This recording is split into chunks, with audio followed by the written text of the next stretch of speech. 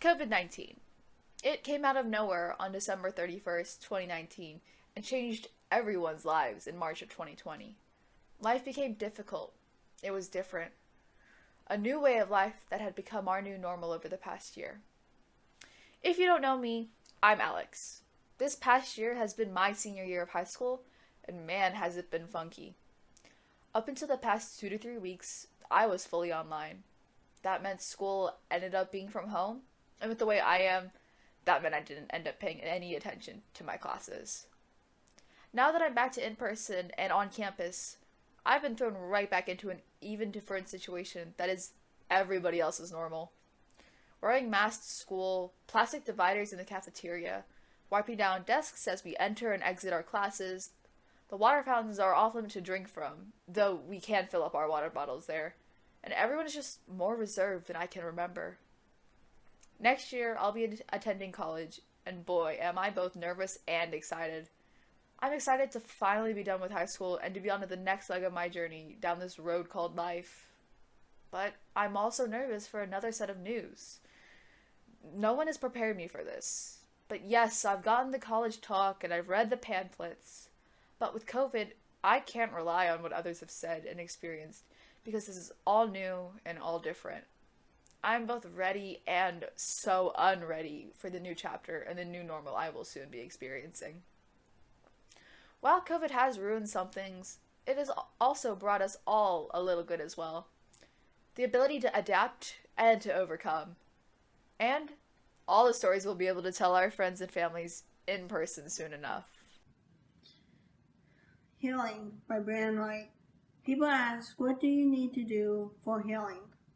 And if it's fast enough. My answer is you need to accept yourself to heal emotionally and spiritually.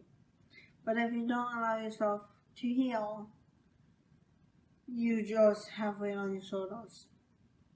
And you can't move forward. Well, you can, but won't be able to start over fresh. Healing takes time. It's not like magic. Healing is when you take time for you and say, I'm going to heal myself and start over fresh.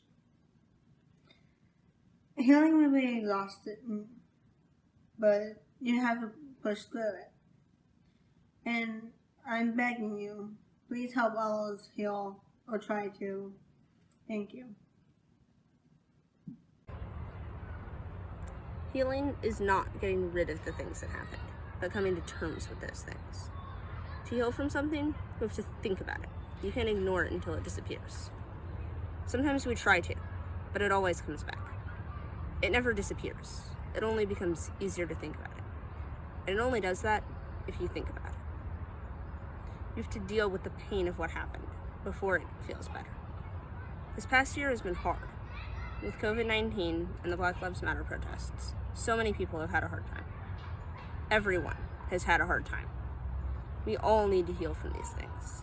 We cannot do that if we ignore they happened, if we pretend they don't still exist. COVID-19 is still a problem.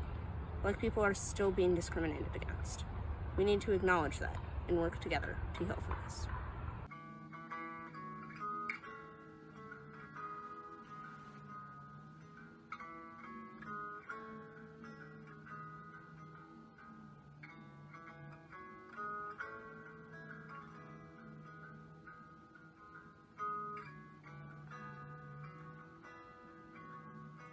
When I look into your eyes, it's like watching the night sky. Oh, beautiful sunrise. Well, there's so much they hold. And just like them old stars, I see that you've come so far to be right where you are. How old is your soul? Well, I won't give up on us, even if the skies get rough. I'm giving you all my love. I'm still looking up. And when you're needing your space to do some navigating, I'll be here patiently waiting to see what you find. 'Cause even the stars, they burn. Some even fall to the earth. We got a lot to learn. God knows we're worth it. No, I won't give up. I don't want to be someone who walks away so easily. I'm here to stay and make the difference that I can make. Our differences, they do a lot to teach us how to use the tools and gifts we got. Yeah, we got a lot at stake. And in the end, you're still my friend. At least we did intend for us to work. We didn't break, we didn't burn. We had to learn how to bend without the world caving in. I had to learn what I got and what I'm not and who I am. I won't give up on us, even if the skies get rough. I'm giving you all my love. I'm still looking up. I'm still looking up. No, I won't give up on us. God knows I'm tough enough. We got a lot to learn. God knows we're worth it. I won't give up on us, even if the skies get rough. I'm giving you all my love. I'm still looking up.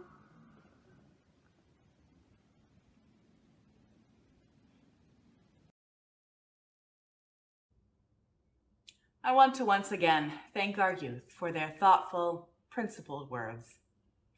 You are an important part of this church, both its present and its future, and I am always grateful to hear what you have to say.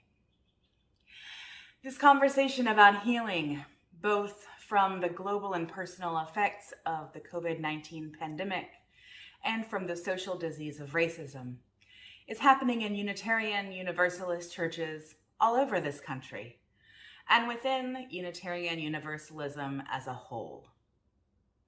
One way that our faith is thinking about how to address the disease of systemic racism is through the proposed addition of a new 8th principle. The new proposed wording of this principle reads, "We, the member congregations of the Unitarian Universalist Association, covenant to affirm and promote, journeying towards spiritual wholeness by working to build a diverse, multicultural, beloved community by our actions that accountably dismantle racism and other oppressions in ourselves and our institutions." I expect there will be some conversation here at Northwoods in the coming year about this. And those of you who are attending General Assembly, the annual gathering of Unitarian Universalists from around the world that will take place this summer, you will hear a lot about this topic as well. To give you a brief overview, here is Meg McGuire, the Unitarian Universalist Society of San Francisco's ministerial intern, who shared a little about why the 8th principle has been proposed with her congregation, and has given other congregations permission to use her video to educate themselves as well.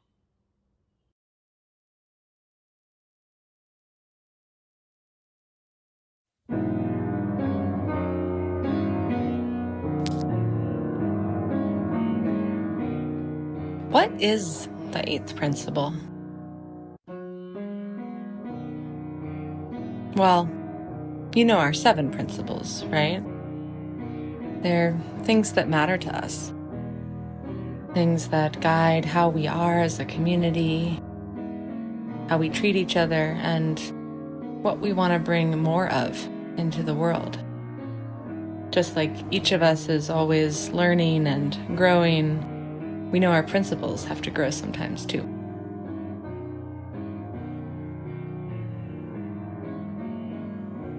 This is the story of the 8th principle. A few years ago, some UU leaders spoke up. They told us these principles we love, they left something out. Like many who'd come before them, they spoke about how people still aren't being treated fairly because of the color of their skin, or where they come from, or other things that make them who they are. And that happens not only in the world at large, but even in our congregations, even in this one. So we need to do more to make sure that all people can feel welcome and loved here. We need to say more about our commitments to fight against racism, because racism hurts everybody. In fact, it hurts all 7 of our principles. And so, the 8th principle was born. The 8th principle is a commitment to fight against racism and oppression, and to build a beloved community of love and trust and belonging here in our church and in the world around us. We're going to be talking about the 8th principle a lot this spring, learning about it and what it means for this community.